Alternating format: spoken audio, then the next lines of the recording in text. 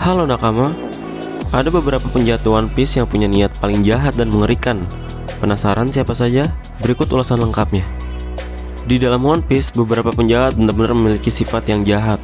Mereka tidak memiliki niat yang mulia atau mereka tidak peduli dengan orang lain untuk bersikap baik.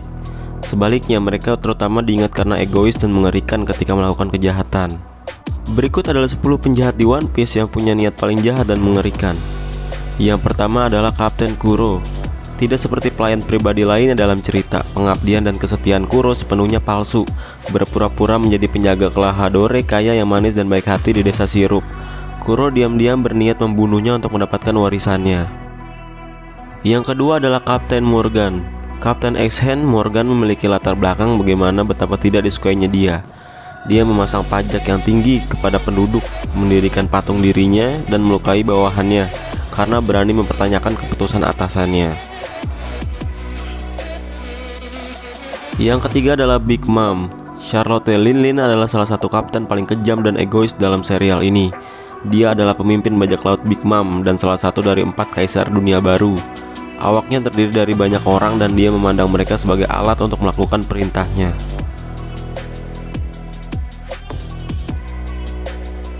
Yang keempat adalah Akainu. Tindakan pertama Akainu adalah memerintahkan penghancuran kapal evakuasi yang membawa warga sipil Ohara, meskipun faktanya warga sipil tidak dimaksudkan untuk dilukai karena angkatan laut hanya mengincar arkeolog Ohara. Yang kelima adalah Arlong. Sementara Arlong menjadi sasaran diskriminasi manusia ikan di masa lalu. Tindakannya masih sepenuhnya tidak boleh dibenarkan. Menyerang desa Kokoyashi, Arlong memungut pajak yang sangat mahal pada warganya dan membunuh Belmer di depan putrinya yang ketakutan ketika dia tidak mampu membayar pajak. Yang keenam adalah Rob Lucci, anggota si pimpinan yang paling mengintimidasi. Lucci merupakan sosok kompeten untuk pemerintah dunia yang berdedikasi untuk melakukan pekerjaannya. Tapi latar belakangnya menunjukkan dia sebagai sosok berdarah dingin yang dikirim oleh pemerintah dunia untuk meredakan situasi penyanderaan kerajaan. Yang ketujuh adalah Don Quixote do Flamingo. Sebagai mantan anggota Celestial Dragon, Don Quixote do Flamingo menganggap dirinya lebih unggul dari yang lain. Dia percaya kekuatan menentukan nilai seseorang dan membuat banyak kekacauan, seperti memutuskan tangannya Trafalgar Law dan kecenderungannya untuk menggunakan buah iblis Ito-Itonomi untuk membuat orang bertindak bertentangan dengan keinginan mereka.